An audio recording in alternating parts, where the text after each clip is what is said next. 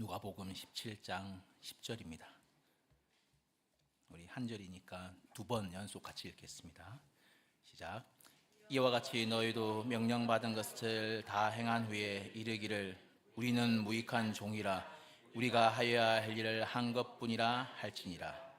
이와 같이 너희도 명령받은 것을 다 행한 후에 이르기를 우리가 무익한 종이라 우리가 하여야 할 일을 한 것뿐이라. 아멘. 누가복음 17장 전반부를 해석하는 방법은 크게 두 가지가 있습니다. 한 가지는 잠언의 성격을 가진 것으로 보고 해석하는 방법입니다. 17장 1절부터 4절까지를 용서에 대한 말씀으로, 5절부터 6절까지는 믿음에 대한 말씀으로, 7절부터 10절까지는 종의 바른 자세에 대한 말씀으로, 그리고 11절부터 19절까지는 사마리아 에피소드로 이렇게 볼 수 있습니다. 이렇게 접근하는 이유는 누가복음에 나오는 이 말씀 구절들이 마태복음을 인용했다는 것을 우리가 알 수 있기 때문입니다. 다른 방식은 누가복음 전반부 1절부터 19절까지를 전부 이어서 하나로 해석하는 방식이 있습니다. 이렇게 접근하는 방식은 이유는 다른 그 사건들을 누가가 선택적으로 기록은 했지만 성령 하나님께서 성경의 1차 저자이시기 때문에 성경의 문맥과 그 배열의 형성에도 관여하신다. 문맥과 배열이 주는 그 의미도 주님께서 주관하신다라는 그런 믿음이 있기 때문입니다. 오늘은 17장 전반부를 하나의 맥락 안에서 해석하는 방식으로 접근해 보자고 합니다. 이렇게 해석하면 본문은 제자도의 핵심 중 하나를 찾을 수 있기 때문입니다.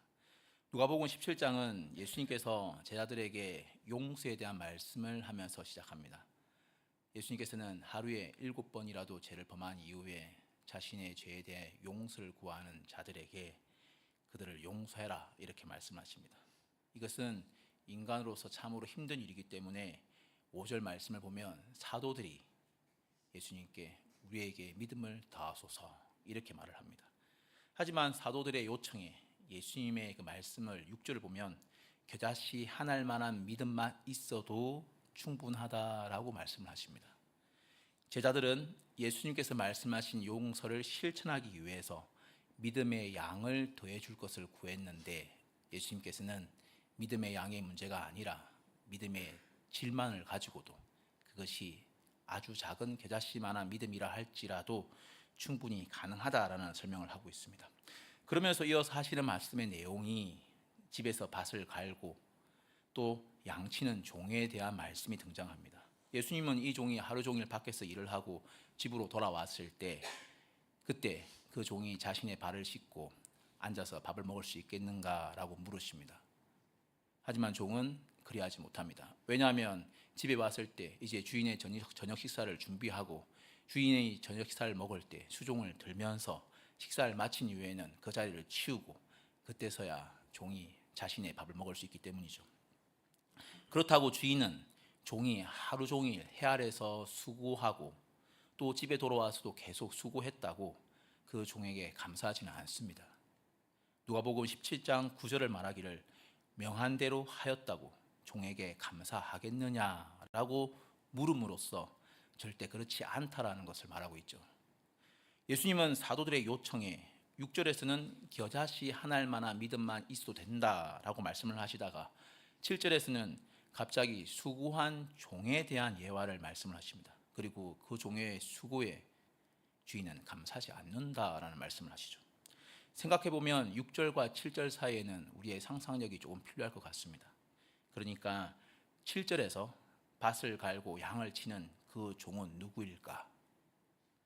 하루 종일 밖에서 일하고 집에 돌아와서 주인을 수종하는 그 주인께 충성하는 그 종은 주님께 우리에게 믿음을 더하소서라고 말했던 그 종입니다.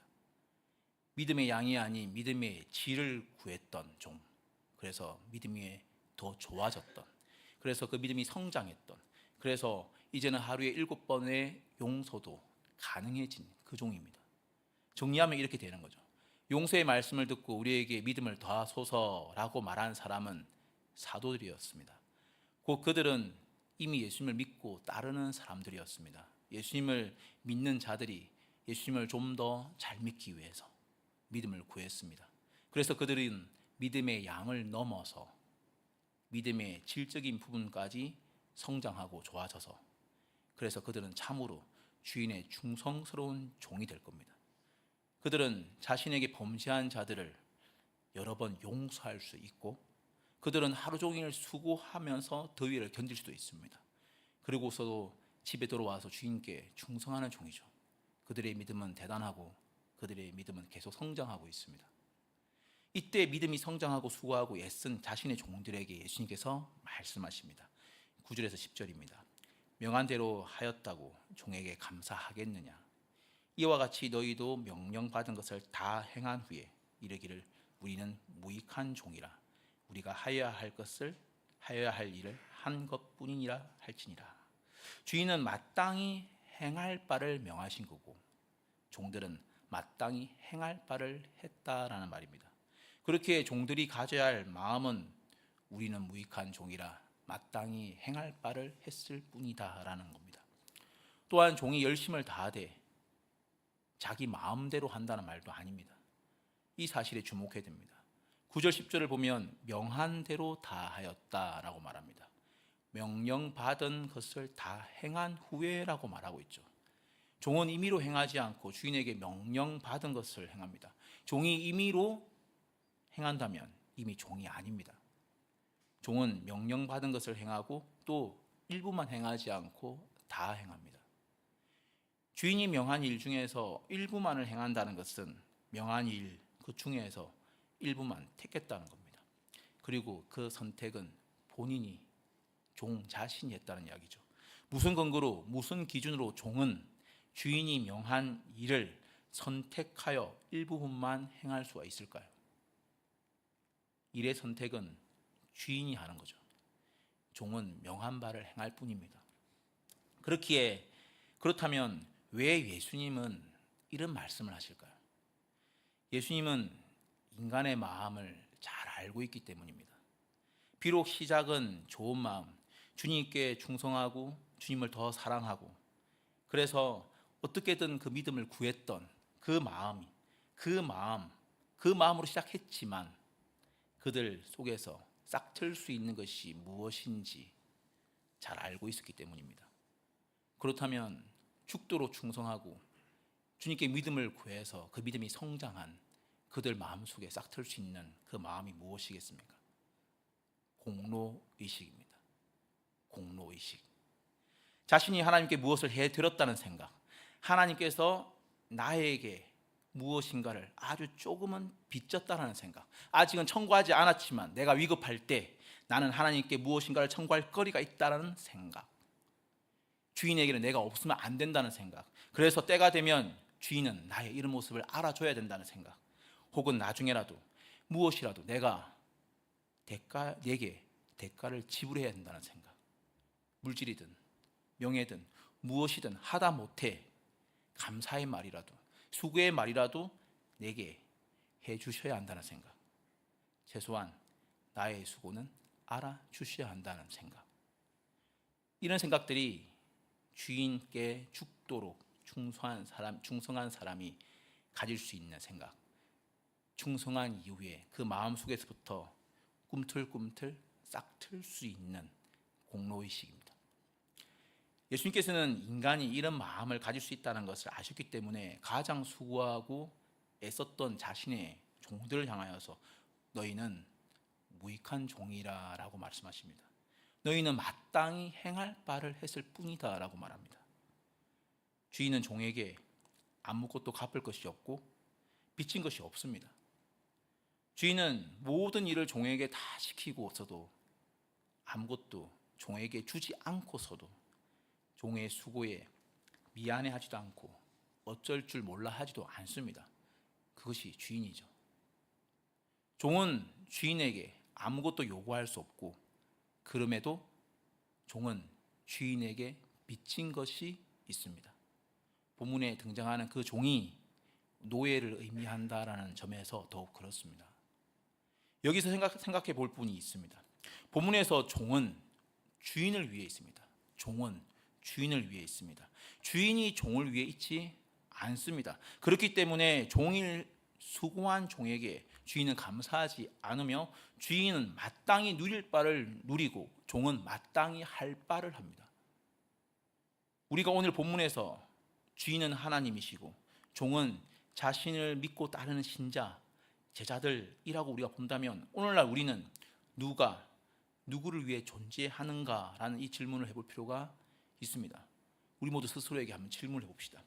자신이 하나님을 위해 존재합니까? 아니면 하나님이 자신을 위해 존재합니까? 실제로 누가 누구를 위해 존재하는지는 하나님만 정확히 아십니다. 그럼에도 우리는 누가 누구를 위해 존재하는지, 적어도 우리가 어느 쪽에 더 가까운지 이 정도는 조금 점검할 수 있습니다. 다른 사람은 모르지만 자기는, 물론 하나님께서 정확하게 잘 아시겠죠. 점검사항 예시를 한번 들어보겠습니다. 우리는 기도합니다. 하나님께 우리의 필요를 간구합니다. 우리의 어려움을 토로합니다. 우리의 요구를 아뢰입니다. 하루, 이틀, 한 달, 두 달, 1년, 2년 그렇게 넘게 우리는 주님께 기도하고 간구합니다. 기도는 자녀의 특권이고 자녀가 아버지께 구하는 것은 당연합니다. 기도하지 않는 자는 자녀가 아니고 아버지를 믿지 않는 자입니다. 그런데 만약 하나님께서 여러분을 위해 계신 것이 아니라면, 여러분이 하나님을 위해 존재한다면, 여러분은 이 모든 기도를 하고서도 우리의 기도가 거절당한다고 하더라도 여러분은 하나님 아버지를 믿을 뿐만 아니라 우리의 주님을 사랑해야 합니다. 여러분이 정말 내가 하나님을 위해 존재한다면, 하나님이 나를 위해 존재하는 게 아니라 내가 주님을 위해 존재한다면 여러분은 이 모든 기도를 하고서도 그 모든 기도가 거절당했을 때라도 그런 하나님을 사랑하고 믿어야 됩니다. 우리의 기도가 우리의 기도를 거절하시고 우리의 외침에 침묵하신 그 하나님은 그럼에도 마땅히 선하시다라고 고백해야 합니다. 기도할 수 없는 자에게 기도할 수 있게 한 것만이라도 그 하나의 사실만에 감격하면서 감사와 찬송을 돌려야 하는 겁니다. 우리의 눈물의 간구를 들어주시지 않는 것도 주님의 뜻이죠. 마치 사극에서 왕이 사약을 내릴 때도 성은이 만극하옵니다 라고 하면서 먹고 죽는 신하와 같은 모습입니다.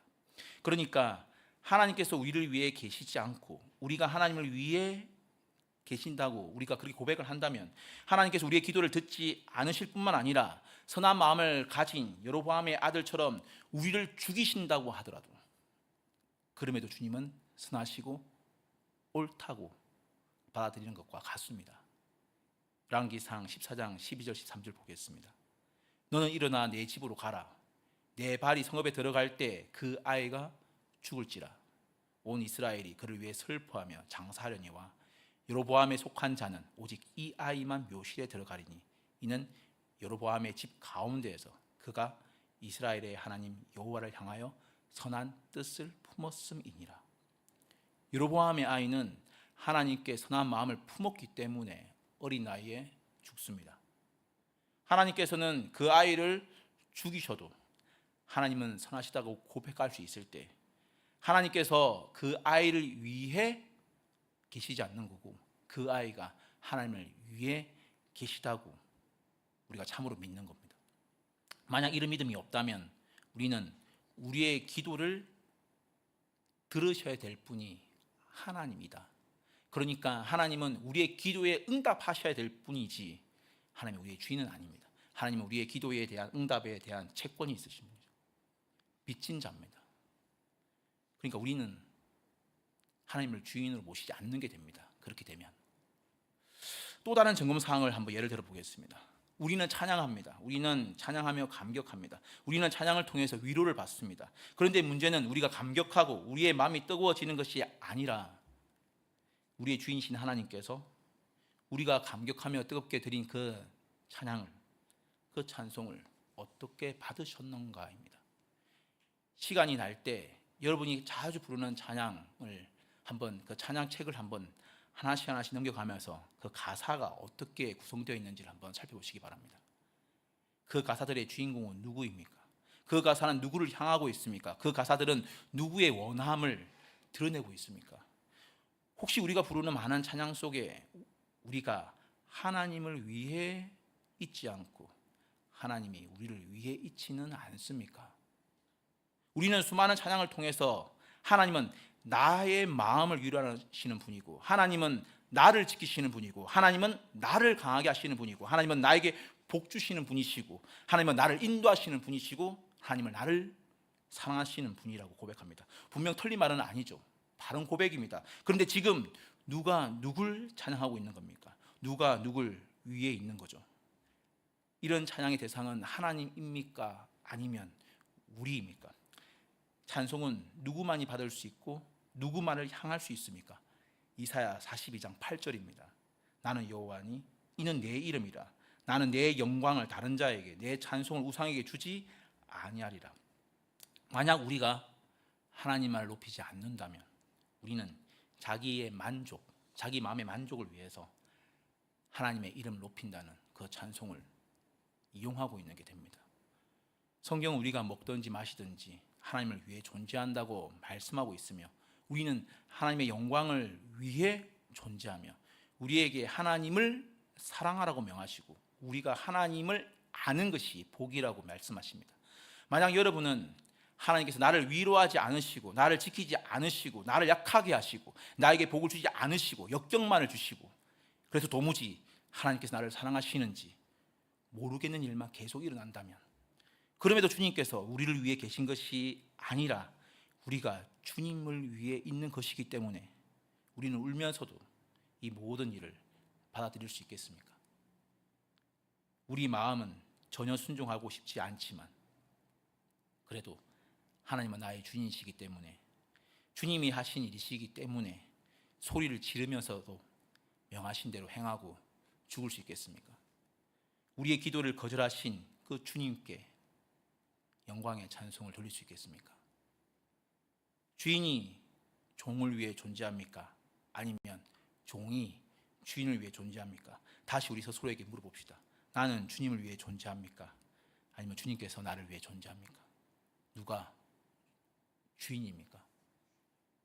이쯤에서 종에게 아무런 권리가 없다는 것, 아무런 종에게 권리가 없다는 그 이유를 우리가 좀 살펴볼 필요가 있을 것 같습니다.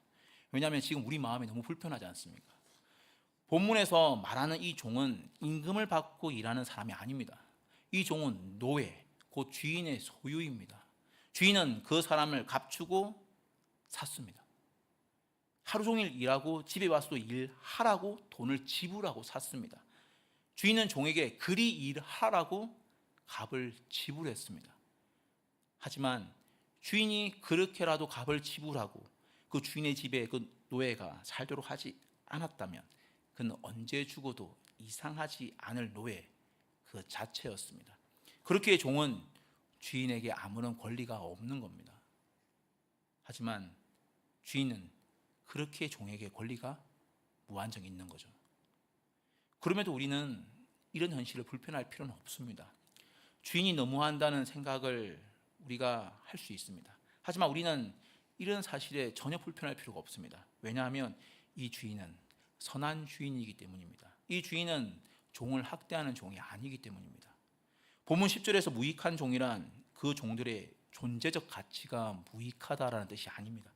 이 말은 그 종들이 행한 일들이 무익하다는 뜻입니다. 주인은 그 종에게, 그 주인에게 그 종은 있어도 그만, 없어도 그만인 그런 종입니다. 하지만 인자한 주인은 그 종을 값주고 샀으며 자신의 집에서 일할 수 있도록 했습니다. 양식이 풍족한 종이 되게 하셨습니다. 그렇게 주인이 종을 산 것은 은혜입니다.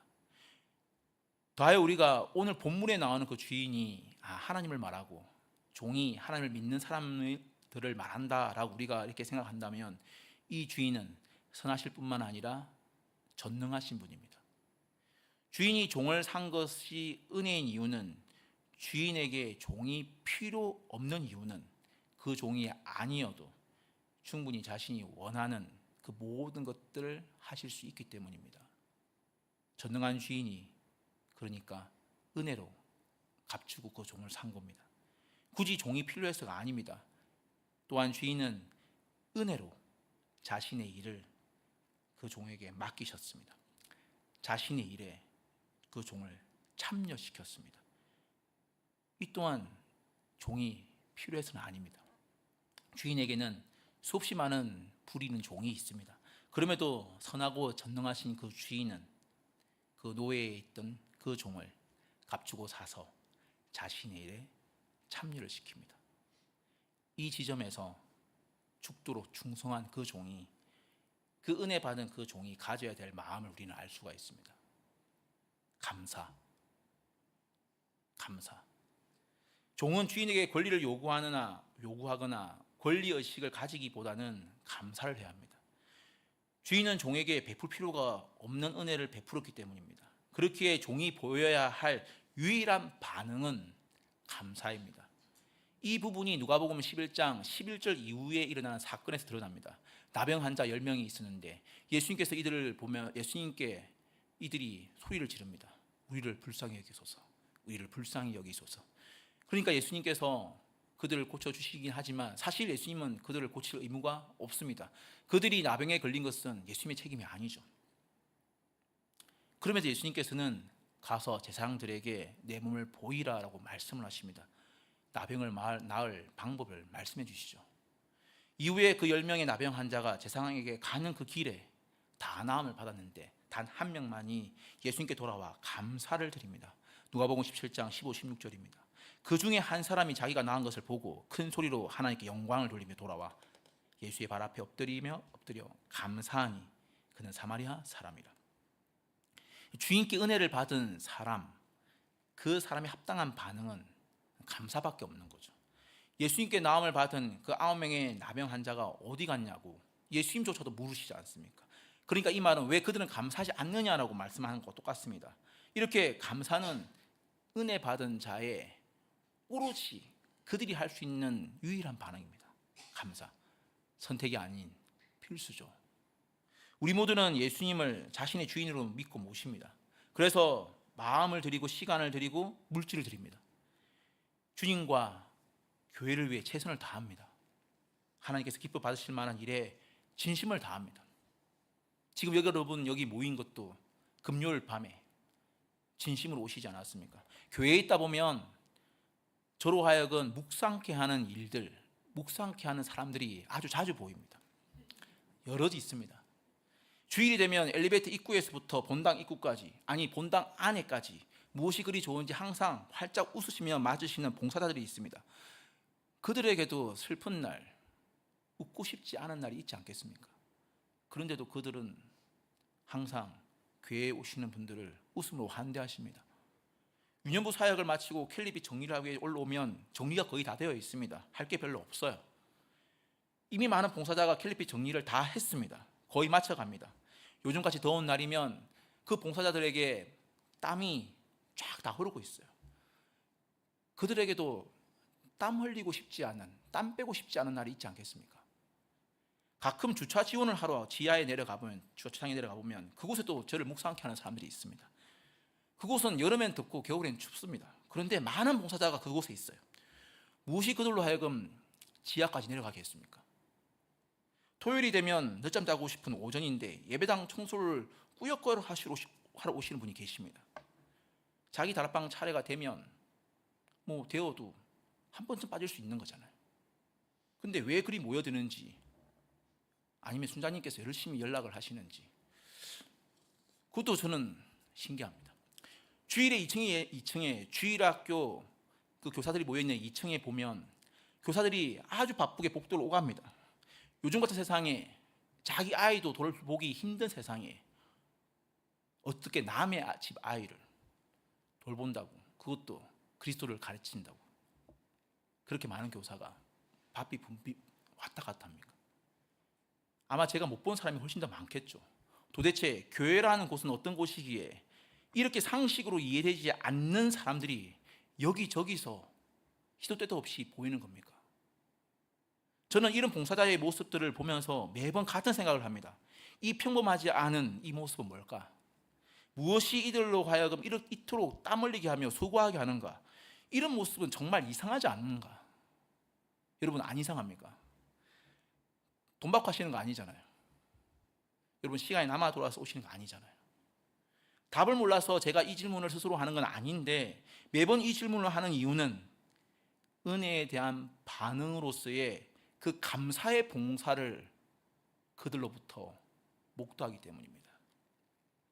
여러분, 이렇게 교회에서 수고하며 봉사하고 주와 복음을 위해 헌신하는 모습은 정말 이상하리만큼 신비로운 모습인 겁니다. 돈이 되는 것도 아니고 도리어 시간과 마음과 돈을 써가면서 하고 계시지 않습니까? 왜 그렇게 하십니까? 무엇이 여러분을 그렇게 만듭니까? 무엇이 여러분을 그런 자리로 이끄십니까? 아마 각자 예수님께 받은 그 은혜 때문 아닐까요?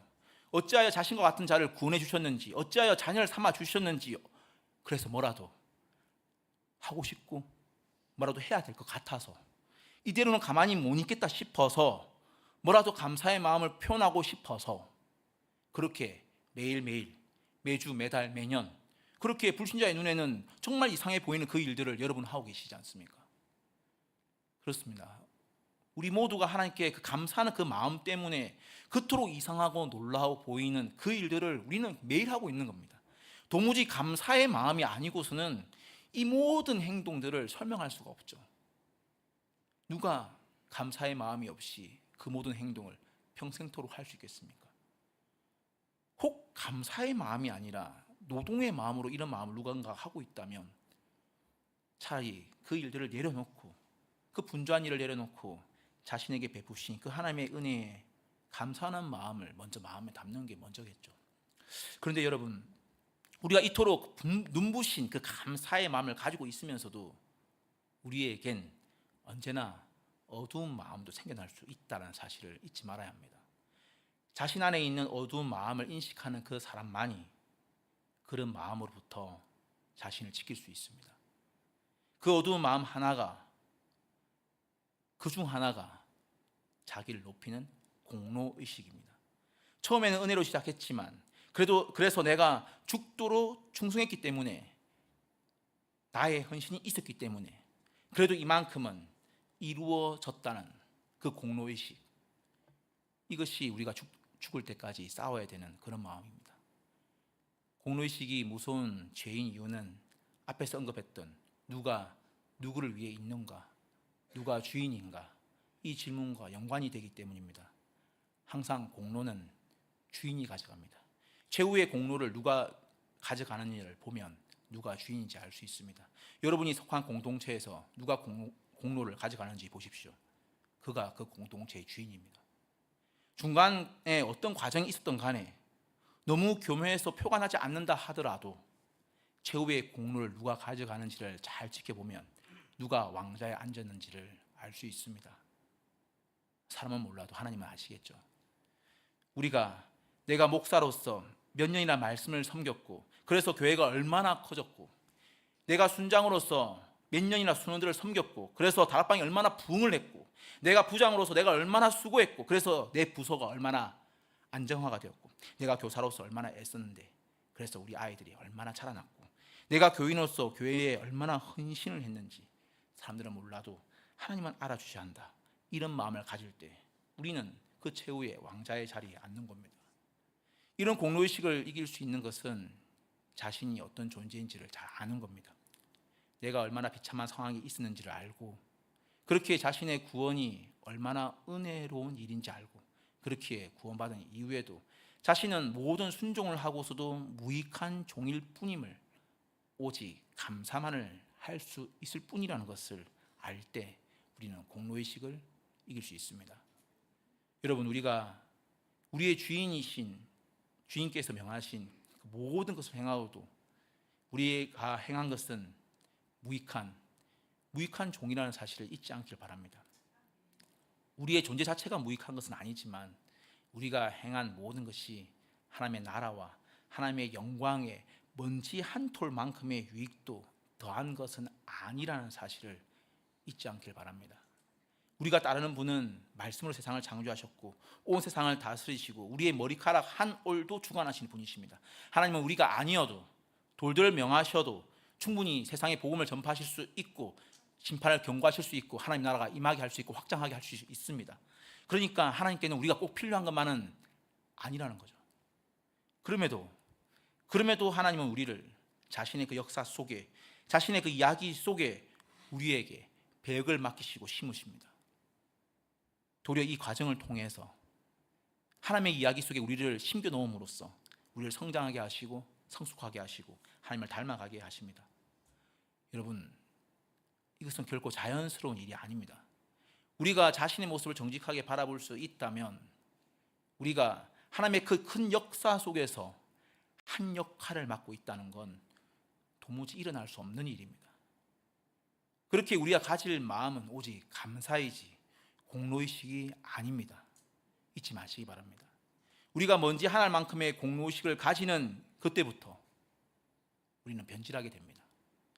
마치 먼지 한 알에 무슨 능력이라도 있는 것처럼, 그 먼지 한 알에 무슨 엄청난 가치라도 있는 것처럼 그렇게 행동하게 될 때 우리는 변하게 됩니다.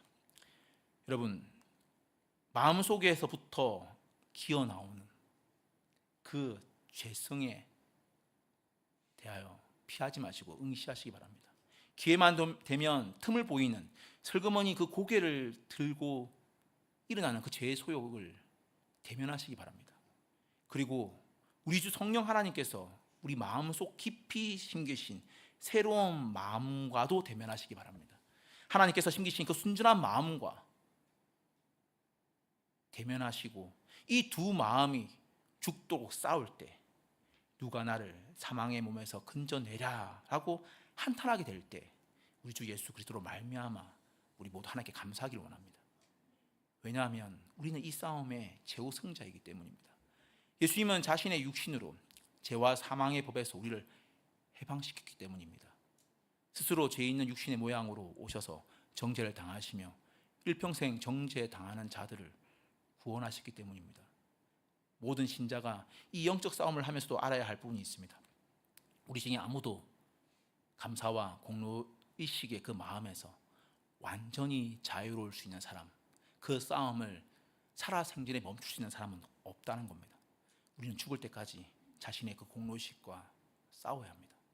이제 다 이루었다라는 그 마음이 내 마음속에서부터 올라오는 그 순간 자기 그 공로의식이 여러분 마음속에 다리를 틀고 자리를 잡을 겁니다. 성도 여러분, 우리에게 너희는 무익한 종이라고 말씀하시는 그 주님께 감사와 찬송과 영광을 돌리시기 바랍니다.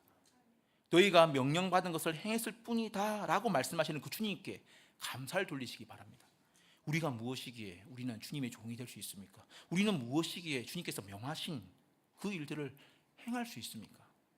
하나님께서 보시기에 우리가 꼭 필요한 것만은 아닙니다. 그럼에도 하나님은 마치 우리가 정말 필요한 것처럼, 마치 우리가 당신님의 그 전부인 것처럼 자신의 독생자를 주시고 우리에게 자신의 그 사역에 동참시키지 않습니까? 그러므로 성도 여러분, 여러분의 구원의 그 감격만큼 기뻐하시고 충성하며 충성하십시오. 우리 주 하나님께 충성하고 교회에 충성하고 각자 가정과 직장에 충성하시기 바랍니다. 대신 자기 마음대로 하지 말고 주께서 명하신 그대로, 성경이 말하는 그대로 충성하십시오. 그런 충성에 주님 주시는 기쁨과 샘이 멈추지 않을 겁니다. 이제 2학기 개강을 곧 합니다. 내일 순장 수련회가 있죠. 그 위에 많은 사역들이 다 개강을 할 겁니다. 그리고 그 모든 사역들이 진행될 때 사실은 수많은 사람들의 그 헌신으로 이런저런 사역을 우리는 하게 됩니다. 이때 우리가 가질 마음은 이것입니다. 내가 꼭 필요한 사람은 아니지만 하나님께서 마치 내가 반드시 필요한 사람인 것처럼 나를 자신의 사역에 참여시키고 있으니 내가 감사한 마음으로 내게 명하신 모든 것을 내가 해야겠다. 그리고 이 모든 것들을 한 이후에도 내가 마땅히 행할 바를 했을 뿐이니 내가 감사함으로 살자. 내가 이 사실을 잊지 말자. 이런 마음 가지시기 원합니다. 성도 여러분, 그리고 홀로 하나님과 조용히 대면하실 때 이런 고백하기를 원합니다.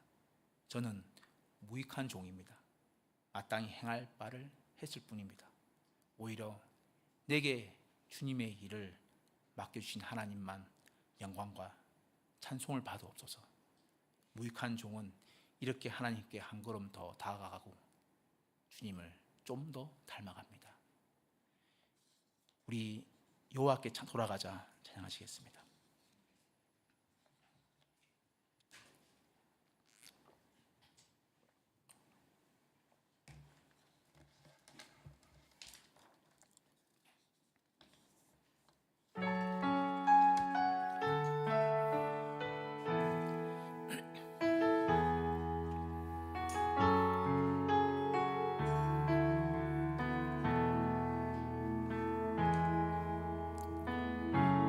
백성이 나를 떠나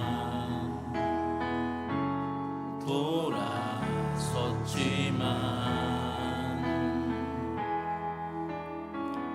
내 사랑이 내 백성을 보기 못하니 내 모든 것 내어주고 나 그들을 얻으리라. 여호와께 돌아가자. 우린 돌아서도 그는 변치 않네. 여호와께 돌아가자. 우린 넘어져도 그 사랑 영원하네. 내 백성이 나를 떠나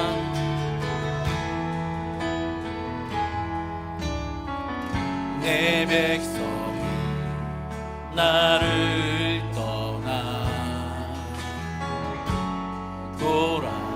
돌아섰지만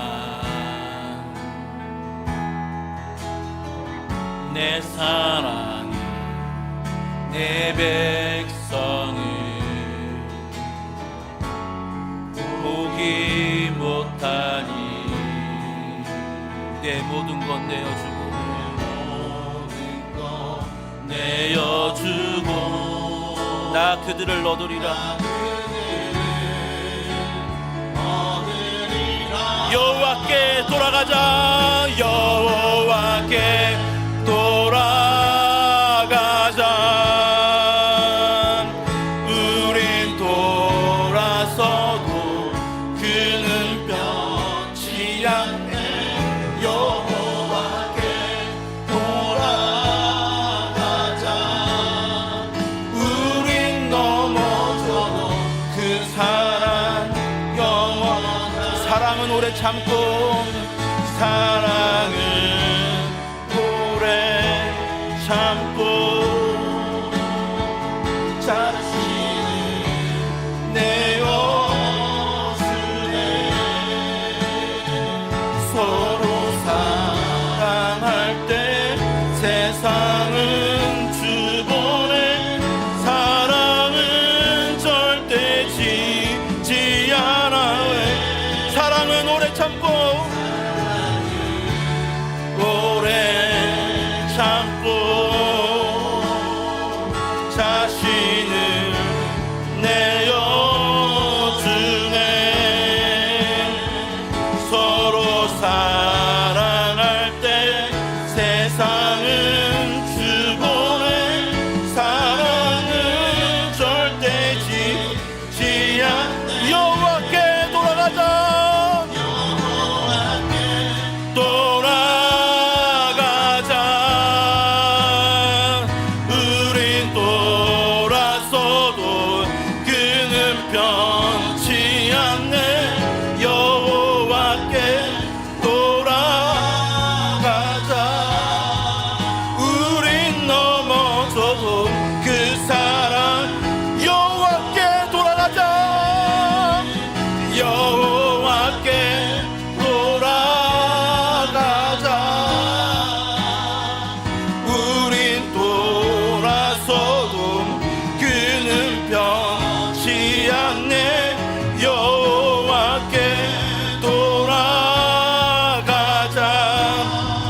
우린 넘어져도 그 사랑 여호와께 돌아가자. 여호와께 돌아가자. 우린 돌아서도 그는 변치 않네. 여호와께 돌아가자. 우린 넘어져도 그 사랑 영원하네. 이 시간 말씀을 기억하며 기도하기를 원합니다. 주님, 먼저 우리가 회개하는 마음을 가지기 원합니다. 우리 스스로 공로의식을 가졌던 그 마음들을 용서해 주옵소서. 우리의 만족을 위해서 신앙을 이용한 죄를 용서하옵소서. 주님, 우리에게 감사하는 마음을 부어주셔서 우리에게 마땅히 행할 바를 주신 그 하나님께 감사하게 없어서 도대체 우리는 무엇이간데 우리를 구원하시며 우리에게 주님의 그 일에 참여하게 하시는지요. 이 일이 얼마나 놀라운 일인지 주님 감사하게 없어서. 그리고 주님만이 우리의 주인이 되옵소서. 이제 우리 자신이 아니라 주님만이 우리의 주인이시길 원하옵니다. 우리가 이 싸움을 평생도록 하기를 원하옵니다. 내 마음속에 내가 주인이 되고자 할 때 주님 우리의 마음을 죽여주시고 우리의 마음을 새롭게 하여 주시고 우리의 마음을 성령 하나님께서 강권하여 주셔서 오직 주님만 우리의 영 주님이 되어 주옵소서. 우리가 모든 것을 주님 명하신 모든 것을 행하고서도 우리가 마땅히 했을 뿐이라는, 우리는 무익한 종일일 뿐이라는 이 마음을 잊지 않게 없어. 우리 모두 주님을 간절히 부르면서 기도하시겠습니다. 주여, 하나님 아버지 우리의 죄를 용서하여 주옵소서. 하나님 아버지 우리의 죄를 용서하여 주옵소서. 주님을 우리는 주님을 모신다고 하면서 하나님 은근슬쩍 우리는 자신이 주인이 된 적이 너무나 많았사옵니다. 하나님, 우리가 주인이 되어서 하나님을 이용하고 주의 말씀을 이용하고 찬양을 이용하고 기도를 위한 적이 많았음을 고백하옵니다. 하나님, 우리가 이 죄를 용서하여 주옵소서. 하나님, 우리의 이 죄를 용서하여 주옵소서. 하나님, 신앙을 이용하지 않도록 하옵소서. 하나님 아버지, 우리의 죄를 용서하여 주옵소서. 이스라엘의 많은 선지자들이 그 이스라엘 향하여서 부르짖었던 그 회개의 제목이 이 제목이 아니옵니까? 하나님, 우리에게 회개의 마음을 부어주셔서 우리가 다시는 우리가 주인이 되지 않냐고 오직 주님의 종으로만 살아가게 하여 주옵소서. 하나님 안에 주인을 모시는, 하나님 안에 우리의 주인으로 모시는 자 되게 하여 주옵소서. 아버지 은혜를 주옵소서. 하나님 아버지 은혜를 주옵소서. 하나님 안에 주인을 모시는 그 마음으로 우리가 평생도록 살아가게 하여 주옵소서. 하나님, 우리는 무엇이간데, 하나님 우리는 무엇이간데 주님 우리의 주인이 되시는지요? 주님은 우리의 주인이 되시는지요? 어찌하여 하나님은 우리의 주인님이 되셔서 우리를 인도하시며 우리의 아버지가 되시며 우리를 백성을 삼다 하셨는지요? 하나님, 이것이 얼마나 놀라운 일인지 주님 깨달아 알게 하여 주옵소서. 주님, 그래여서 주인이 명하신 그 모든 일을 우리가 감사함으로 행하게 하옵소서. 주께서 행하신 모든 일들을, 주의 말씀이 명하신 모든 일들을 행하게 하옵소서. 감사함으로 넉넉한 마음으로 행하게 하옵소서. 우리가 이 모든 일을 행한 이후에 주님 그 공로를 우리에게 돌리지 아니하고 하나님께 영광을 돌리며 주님, 나는 무익한 종이라 마땅히 행할 바를 했을 뿐이라는 그런 마음 주옵소서.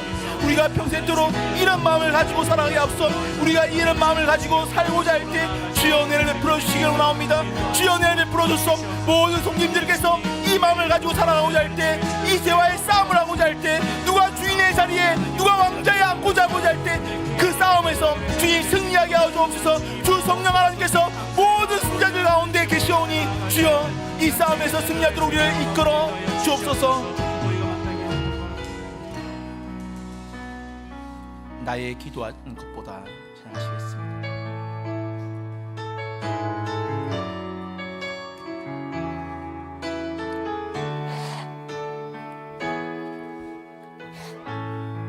나의 기도하는 것보다, 나의 기도하는 것보다 더 응답하실 하나님, 나의 생각하는 것보다 더욱 이루시는 하나님, 우리 가운데 역사하신 능력대로 우리들의 간구함을 넘치도록 능히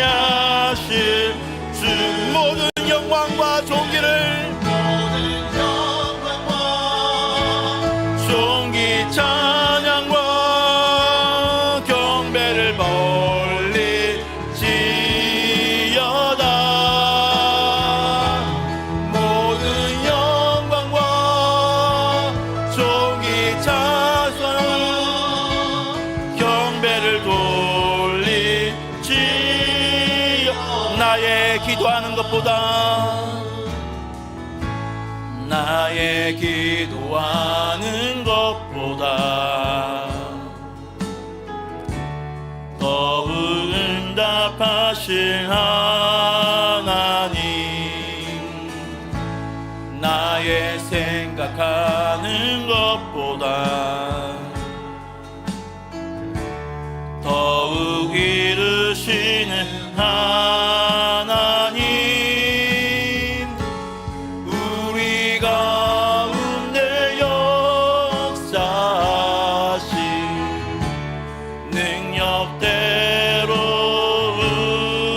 우리들의 간구함을 넘치도록 능히 하실 주, 모든 영광과 존귀와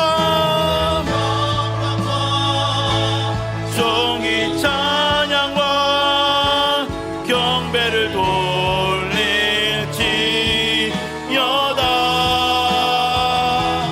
모든 영광과 종이 찬양과 경배를 돌릴, 모든 영광과 종기와 찬양을, 모든 영광과 종기 찬양과 경배를 돌릴지어다.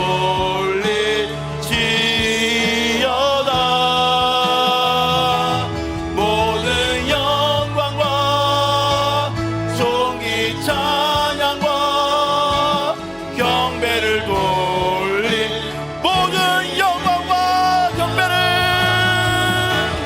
모든 영광과 종기 찬양과 경배를 돌릴지어다.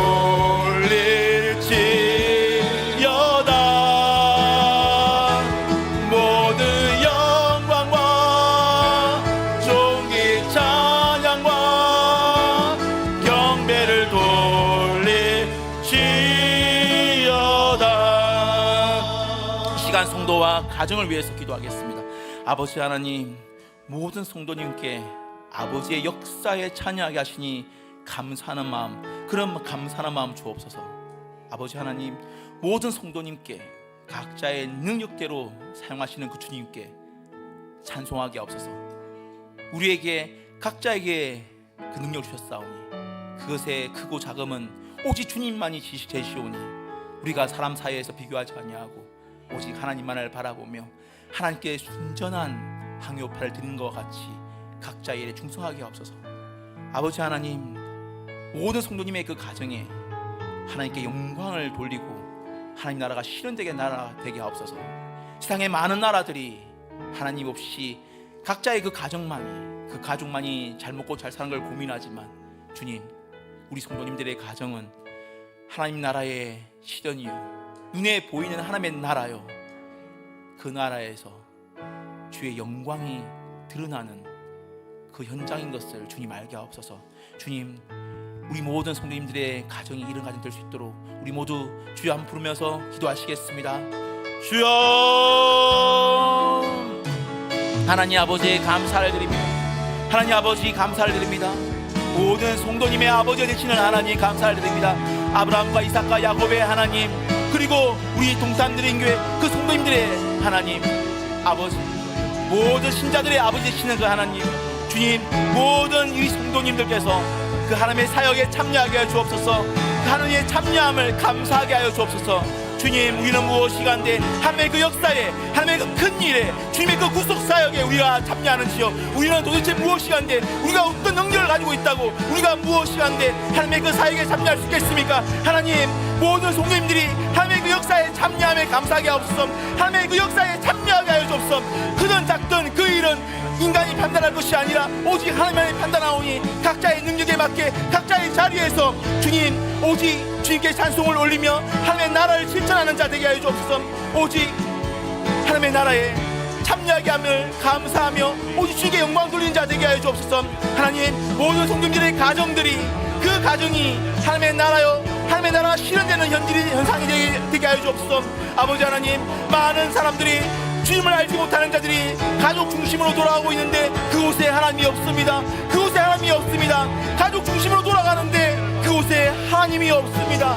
그러면 그 가족을 만드신 하나님의 마음은 얼마나 아프신가요? 주님, 우리 모든 성도들의 가정 속에는 하나님이 주인 되게 하여 주옵소서.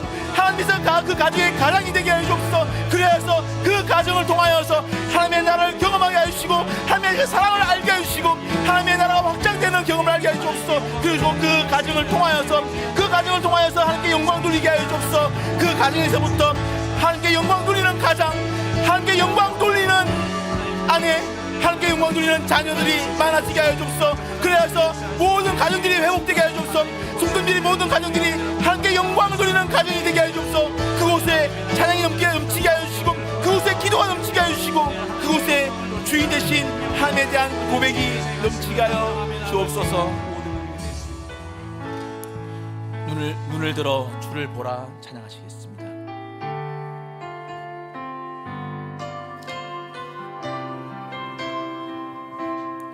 눈을 들어 주를 보라 주의 영광을 보라 눈을 들어 주를 보라 주의 영광을 보라 주는 빛 거룩과 진리 능력의 주의 영광 나타나셨네. 선포하라 알아 선하신 주 주의 인자는 영원함이라 선포하라 선하신 주 주의 인자는 영원함이 눈을 들어 주를 보라 눈을 들어 주를 보라 주의 영광을 보라 눈을 들어 주를 보라 주의 영광을 보라 주는 빛 거룩과 진리 능력의 주의 영광 나타나셨네. 선포하라 선하신 주 주의 인자는 영원함이라 선포하라 선하신 주 주의 인자는 영원함이라. 이 시간 교회와 사역을 위해서 기도하시겠습니다. 이번 주에 담임 목사님 위임 투표를 위한 공동회의가 있습니다. 담임 목사님께서 위임 목사가 된다는 것은 이제 여러분의 신랑이신 그리스도께서 담임 목사님을 여러분의 주님으로 이끄는 대변자로 보내는 겁니다. 이제 교회와 담임 목사님 간의 그 공적인 언약 관계를 체결하는 겁니다. 그래서 모든 교회 회원들이 마음을 다하여 그 행함으로 참여해야 합니다. 왜냐하면 주님께서는 담임 목사님을 여러분들의 목자로 자신의 대리인으로 그 언약을 체결하면서까지 보내시기 때문입니다. 그러므로 여러분은 교회를 위해서, 목사님을 위해서 기도해야 합니다. 넘치도록 사랑하고 넘치도록 섬기며 넘치도록 기도해야 합니다. 우리가 이 일을 위해서 기도해야겠습니다. 그래서 이후로 이 주님의 교회가 더욱더 든든히 서가기를, 머리 대신 주님께 높임을 받으시기를, 담임 목사님을 비롯한 모든 교육자를 통하여서 모든 성도님들이 하나님께 영광을 돌리기를 우리가 그렇게 기도를 해야 합니다. 하나님께 영광과 그 진리와 사랑이 이 교회를 통해서 전파되게 해달라고 우리가 기도하기를 원합니다. 우리 이 기도 제목으로 주여 한번 부르고 기도하시기 위해 개인 기도하시겠습니다. 주여! 하나님 아버지, 이번 주에 다니 목사님 위임 특별을 위한 공동회의가 있습니다. 주님, 이 공동회의를 잘 인도하여 주옵소서. 하나님, 주님께서 한 목사를, 한 교회의 위임 목사를 보내면 자신의 대리인으로서 자신의 신부인 그 교회를 위해서 맡아 그들을 목양해라고, 그들을 돌보아라고, 그들을 사랑해라고 보내심을 고백하옵니다. 이제 교회와 목사님의 관계가, 언약의 관계가 체결되어 오니 주님께서 이 모든 절차 가운데 은혜를 베풀어 주옵소서. 그래야 해서 모든 성도님들이 한 마음으로 참여하고 모든 공동회에 참여할 뿐만 아니라 마음으로 기도하고 교회를 사랑함과 목사님을 사랑함과 오직 주님을 사랑하는 그 마음으로 주님 몸동계를 섬기며 모든 절차들을 위해서 기도할 수 있기를 원하옵니다. 하나님, 그리하여서 이 동참드린 교회가 주께서 머리 되시는 교회가 되게 하여 주시고 이 교회가 더욱더 든든히 서갈 수 있도록 하여 주옵소서. 하나님 아버지, 그래서 이 교회를 통해서 주님만의 이름이 높아지는 그 영광이 선포될 수 있기를, 주의 진리와 사랑만이 증발할 수 있기를 원합니다. 이 모든 과정을 통하여서 이 학기에 이루어지는 모든 사역들 가운데서도 오직 머리 되신 예수님, 그 주님만을 의지하고, 그리고 모든 사람들이 맡은 바 명하신 바를 행하고, 그리고 이 모든 것들을 행하는 우리 모두 될 수 있기를 원하옵니다. 그래서 이 모든 것들을 감사하고 행할 뿐만 아니라 우리가 이 모든 것을 행하기 위해도 우리가 무익한 종임을 고백하는 자 될 수 있기를 원하옵니다.